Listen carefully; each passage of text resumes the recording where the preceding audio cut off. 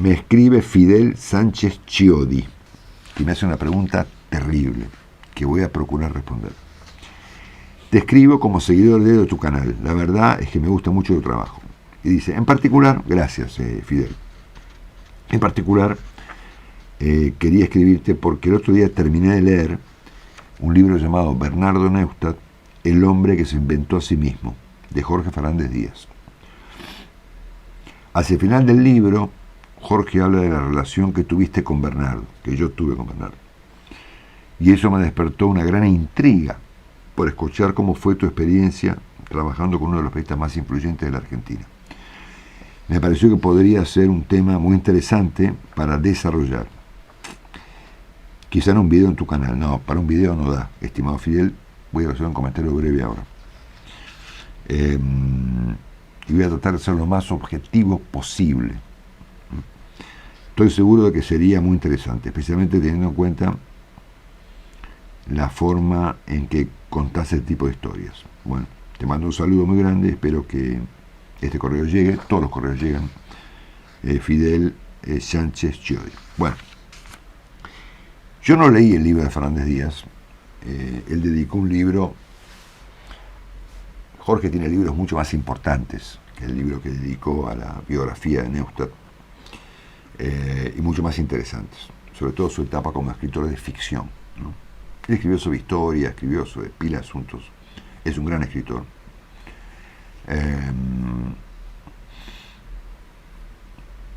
De paso les cuento que yo lo escucho a Fernández Díaz porque es uno de los pocos programas de radio en la Argentina que quedan presentables, ¿no? Junto con el de Willy Cuan de los domingos en Rivadavia y alguno que otro.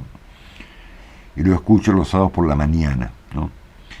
Y de paso voy a comentarlo porque me llamó la atención. Él tiene un compañero en su equipo que se llama Marcelo Birmacher, que es un intelectual muy interesante, que dijo el otro día al aire algo que me sorprendió, ¿no?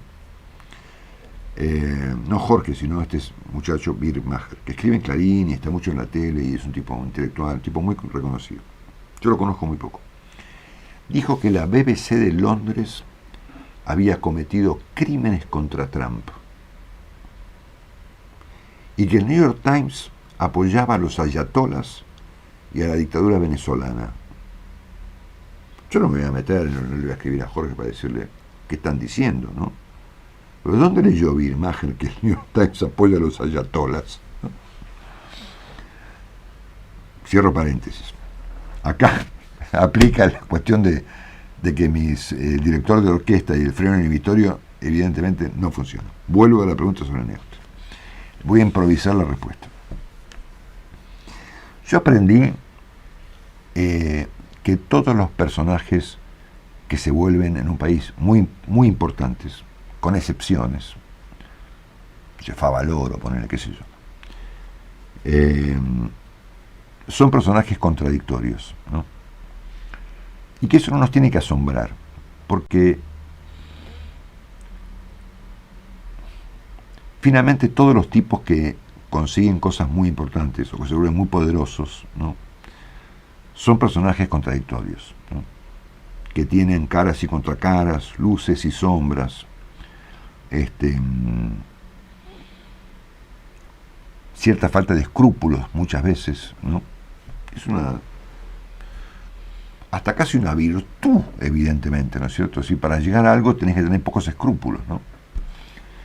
Entonces me parece que lo primero que diría sobre Neustadt es que Neustadt era un tipo muy contradictorio, cuyos escrúpulos, su nivel de escrúpulos era muy bajo, ¿no? Pero dentro de esa contradicción que encierran los personajes como Neustadt, o tantos otros en la política, digamos, etcétera, tenía costados, digamos, muy elogiables, ¿no? Era un tipo, aún considerando sus tremendos malos modales, era un tipo muy mal educado, y su nivel de maltrato con su equipo de producción era, yo formé parte de ese equipo en Radio del Mitre y en Radio del Plata. ¡Wow! Era una cosa que hoy en día sería escandaloso, ¿no? en aquella época, en los 80, digamos, a principios de los 80, digamos, gritarle durante 5 horas a 3 señoras no le importaba a nadie, decir un escándalo. Y él tenía cierta generosidad, ¿no? De hecho, muchos países argentinos hemos usufructuado de su generosidad, con la independencia de que compartiéramos su punto de vista o no, o él con los nuestros. Yo recuerdo, por ejemplo, no sé, para poner un ejemplo, Pepe Liachev en el exilio, ¿no es cierto?, como corresponsal de Neustadt en la radio.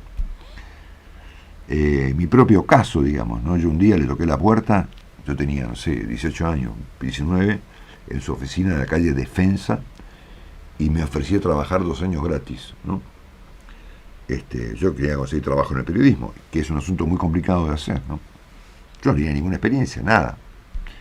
Entonces voy, le tocó la puerta, conseguí una reunión que me la consiguió Martín Redenado, que tenía mi misma edad, digamos, y que lo había conocido, no sé por qué demonio. Entonces el tipo me recibió más o menos, ponerle por reloj, 2 minutos y medio, ¿no? Era terrible, ¿no? Entonces le digo, mire, ¿qué tal? Yo soy amigo de Redenado, ¿cómo le va, señor Neustadt? ¿Sí que quiere? Yo quisiera trabajar en la producción, quiero aprender. Entonces, la única cosa que se me ocurrió decirle fue, me ofrezco a trabajar 2 años gratis. A ver si lo impresionaba, porque después aprendí que era un tipo muy austero, muy tacaño, digamos, ¿no? Dijo, sí, cómo no, listo, empieza ya. Vaya, me dice, a buscar a Octavio Paz. Yo lo contesto alguna vez, ¿no? Creo que lo conté. No me acuerdo yo. Octavio Paz, el grandioso escritor mexicano que estaba en Buenos Aires. Y dígale que venga en un lunes, ¿no? Que mañana lo invito al programa Tiempo Nuevo, ¿no? Entonces me puse a averiguar, obviamente, en dónde demonios estaba Octavio Paz, ¿no es cierto? A quien yo naturalmente no conocía. No solamente no conocía a Octavio Paz, yo no conocía a nadie, ¿no es cierto? Y entonces me fui al Hotel Plaza, que hoy está en Reformas, ¿no? Lo ha comprado me voy por las ramas, lo ha comprado la familia Sutton, que son los dueños del Yao Yao y del Hotel Alvear, y han invertido una fortuna ahí para reciclar uno de los edificios más lindos de Buenos Aires, el Hotel Plaza, ahí en la calle San Martín, en la bajada de Retiro, ¿no? Bueno, vuelvo. Entonces traté de convencer a los recepcionistas del Hotel Plaza que me pusieran con el teléfono del hotel con Paz. Y por supuesto no me dieron ni 5 bolas. Así que tuve que volver y decirle, mire, señor Neustadt, lamentablemente el señor Paz no me dio bola. Dice, bueno, no importa. Vaya, me dice, al entrenamiento de Gaby Sabatini con un grabador, ahí en el Buenos Aires Lawn Tennis, y pregúntele si tiene novio. Te lo juro por Dios. Yo te he pedido cosas, Carlitos, en la vida, ¿no? Pero nunca te pedí semejante cosa, ¿no? Pero digo, ¿cómo le voy a preguntar a Gaby Sabatini si tiene novio? Usted agarra este grabador, me dice, ponga un cassette, vaya, y cuando salga del Lawn Tennis, pregúntele si tiene novio. Bueno, agarré y me fui al Lawn Tennis, ¿no es cierto? Tiene un peso, digamos, ¿no? Sí, me habría ido caminando, quién sabe, ¿no? Y por supuesto nunca la agarré a Sabatini, ni nunca le pude preguntar si se había ido por otra puerta. Después le hice una entrevista genial en CNN, de las más lindas que tuve, y me olvidé de comentarle este episodio, ¿no? Así que arranqué con un extraordinario fracaso, ¿no? Pero aún así me tuvo durante un largo tiempo en su producción gratis, ¿no? Yo le marcaba los diarios, le compraba medialunas, y por supuesto miraba mucho, ¿no? Y aprendí mucho en esa ventana que él me dio, con sus malos modales, con sus destratos espantosos, con sus gritos, digamos, y sus bajo nivel de escrúpulos, ¿no? Que se fueron acentuando con el paso de los años, ¿no? Al punto que tengo pila de mensajes, todavía tengo muchos correos para leer. Al punto que él terminó su carrera practicando un periodismo militante directamente, ¿no? Y ahí es donde arruinó su carrera, ¿no? Y él tenía finalmente una capacidad de comunicación en la tele No sé qué ocurriría si pusiéramos hoy un programa de Neustad y lo viéramos desde la perspectiva actual. Nos parecería probablemente una cosa anacrónica y vieja, ¿no? Pero el tipo tenía yo fui productor de su programa de radio y fui productor de Tiempo Nuevo, ¿no? Y era un tipo que tenía una capacidad como de llenar la pantalla que tienen pocos tipos, ¿no? Con independencia de la cuestión a la que se refiera. No importa si hablaba de un asunto o del otro, ¿no? El tipo hacía 45 puntos de rating, hablara de Menem, de Yoma o de cualquier asunto. Y esa capacidad de llenar la pantalla, ese carisma televisivo, digamos, que tienen pocas personas, yo lo he visto en Neustad, en algún momento de Grondona, naturalmente con La Nata, que tenía esa misma condición, ¿no? Y con Bailey, con Jaime Bailey, ¿no? A menos de lo que yo pude ver de cerca, ¿no? Seguramente habrá otra gente que tiene esa misma condición en el mundo entero, inclusive en Argentina, ¿no? Tato Bores la tenía seguramente, ¿no? Yo me refiero a los periodistas, ¿no? Entonces él tenía esta condición extraordinaria, ¿no? De que aparecía en pantalla y separaba todo, ¿no?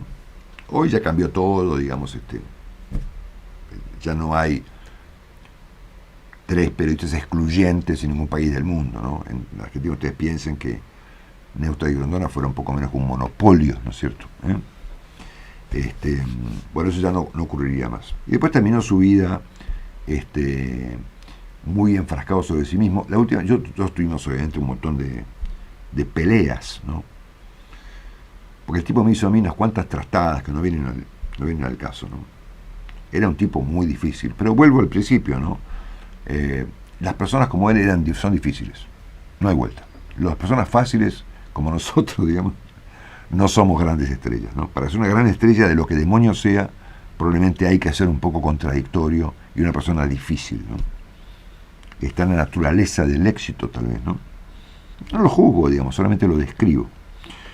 ¿Qué iba a decir? Entonces tuvimos un montón de peleas, ¿no? Entonces un día un amigo en común, ya al final de la vida de Neustad, faltaba un tiempo para su muerte, nos invita a comer a mí y a Laura una noche en Punta del Este con él y su siguiente pareja, a Claudia Cordero Vierno. Entonces, claro, era un reencuentro, digamos, después de un tiempo, digamos, habíamos estado enemistados, yo lo había criticado, él me había hecho pomada a mí por la tele, por la radio. Habíamos entrado. Era tan maltratador que cuando yo volví con él, yo trabajé en Radio Mitre como productor.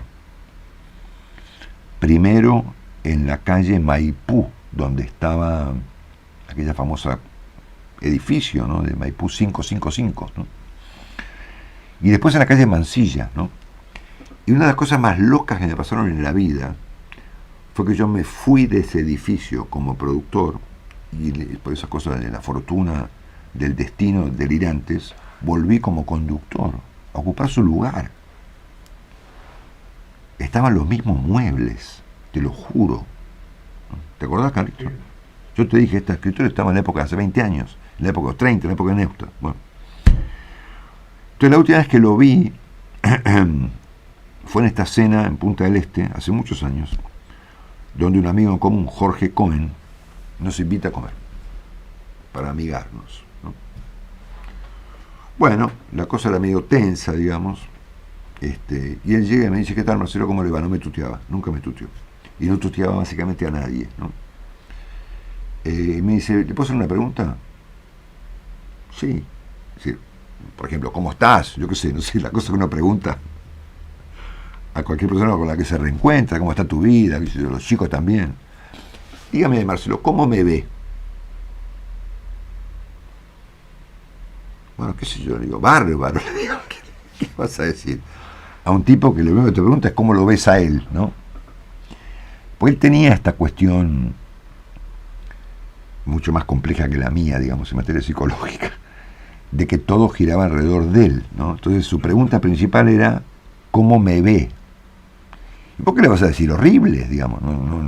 Era una comida privada, éramos 6 personas, digamos, no era para amigarnos, digamos, ¿no? Así que yo le tuve que contestar lo que él quería escuchar. Digo, Bernardo lo veo fantástico, en su mejor momento, ¿no? Bueno, qué sé yo. Un personaje importante, por supuesto, que tenía, como toda esta gente tan importante, esta condición de tan contradictoria, digamos, ¿no? De hacer el bien y el mal simultáneamente, ¿no? Bueno, así que espero haber respondido esta pregunta que me hace el señor Fidel Sánchez Chiodi, ¿no? Yo tengo que reconocer, por supuesto, que mi primer trabajo, aunque nunca me lo pagó, me lo dio él. Y también les tengo que contar que un día me hinché las pelotas y no fui más, y lo dejé plantado. Me harté. Vi la puerta y como me escapé, ¿no? Que fue... La historia, ¿se las cuento? Fue así. Yo era conocido en el mundo del periodismo ya como productor, más o menos competente. Entonces en el 86 me convoca Fernando Marín para conducir la mañana de Radio del Mundo por una cuestión completamente casual. Yo tenía un programita los fines de semana en Radio del Mundo, siendo productor de Neustadt. Había pasado por un par de radios y en abril de ese año 86 Marín se pelea con el conductor de la mañana, que era Daniel Mendoza. Entonces no había nadie para reemplazarlo. La radio era una bomba. Estaba Juan Carlos Mesa, estaba Minguito, estaba Riverito, estaba Mariano Grondona, estaba Alejandro Dolina. Era una radio infernal. Radio del Mundo de los años 80. Estaba Leniani. Y entonces Marín me dice aquella famosa frase que lo conté, me dice: pibe, te pasa el jet, te subís o te bajás. Y yo acepté conducir la mañana. Pero a fin de año, a fin del 86, Neustadt se muda de radio. Estamos hablando de los años 80, ¿no? 86, 87. Y se va de Radio Mitre a Radio del Plata. Y eso había provocado como una especie de... En aquella época los cambios radiales eran poco usuales, ¿no? La gente duraba años, como duré yo, 30 años a la mañana.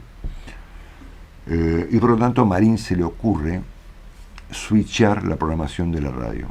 Ponerme a mí en lugar de Grondona a la tarde y poner a Grondona a competir con Neustadt a las 6 de la mañana. Entonces yo le dije: mire, señor Marín, le dije yo, que por supuesto esto derivó como con Román, y me dio una patada en el trasero y salí volando por la ventana. Digo: Mariano es un gran periodista, ¿verdad? Pero no se va a levantar a las 4 de la mañana. Cosa que efectivamente yo tenía razón, ¿no es cierto? Vos pensás que, o le dije: señor Marín, usted piense que para su programa de 6 a 9, por ejemplo, hay que levantarse a las 4 de la madrugada, hay que salir corriendo de la casa de uno, hay que leer de todo. Yo lo conozco muy bien a Mariano Grondona y eso no va a pasar. Y si pasa, va a pasar 2 semanas. A la semana número 3 va a llegar tarde, ¿no? Porque Grondona era lo contrario de Néstor. Néstor era un hiperactivo, digamos, un tipo que no podía parar un segundo en su vida. Grondona era todo lo contrario, era un intelectual, ¿no es cierto? Un pensador, un lector, un profesor, ¿no? Entonces yo no acepté, bajo la suposición de que Marín me iba a dar la razón, porque lo mío era racional, pero esta industria no tiene nada de racional. Entonces, por supuesto, al yo no aceptar el switcheo de pasarme a la tarde en lugar de quedarme a la mañana para competir con Neustadt y ponerlo a Grondona, Marín me echó, ¿no es cierto? Digamos con razón, ¿no es cierto? Porque la verdad que la autoridad de Marín era muy importante. Entonces yo me volví a la producción de Neustadt. Me llama y dice: Marcelo, ¿usted se fue de Radio del Mundo? Sí. Bueno, vuelve a trabajar conmigo. Yo le doy una columna todas las mañanas. Bueno, genial, le digo. Entonces vuelvo con Neustadt a Radio del Plata. Unos meses. La columna duró un día.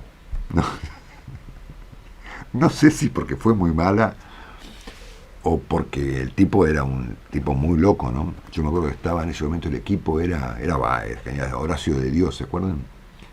Estaba Juan Carlos de Pablo, estaba yo, que era un principiante aún, ¿no?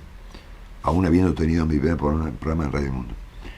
Entonces, ya no me lo bancaba más, no me bancaba que me hubiera estafado, digamos, con esa columna que nunca me dio, y que el maltrato era tal, digamos, que un día decidí ni avisarle, no fui más.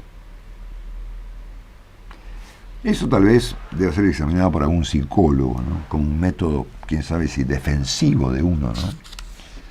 Cuando te vas a algún lado ni yo me decís, Carlito, no volvemos más acá. Yo soy un poco, sí. Acá no eres. Hay una pregunta dramática en la vida, existencial, ¿no? Que a mí me ocurre todo el tiempo, ¿no? Que es la pregunta que les habrá pasado a ustedes, ¿no? ¿Qué estoy haciendo acá? ¿Les pasa eso o no les pasa eso? ¿Qué demonio estoy haciendo yo acá? No es el caso del canal, ¿no? Pero nos pasa todo el tiempo, ¿no? ¿Qué carajo hago yo acá? ¿No es cierto? Yo me acuerdo cuando me lo decías en el auto. Carlito, ¿qué hacemos acá? Entonces ahí yo me habré preguntado una mañana, digamos, ¿qué estoy haciendo yo acá? ¿No es cierto? Con esta gente que grita y que se maltrata, y que yo me quedé sin trabajo en Radio del Mundo por venir con este tipo. Entonces agarré y me las piqué y nunca más volví. Y después tuvimos un montón de controversias públicas, ¿no? Que derivaron años después en esa cena, donde su pregunta más importante era cómo yo lo veía a él, ¿no es cierto? Bueno, nada, espero haber contestado la inquietud del amigo Fidel Sánchez Chiodi sobre cómo fue mi relación con Neusta.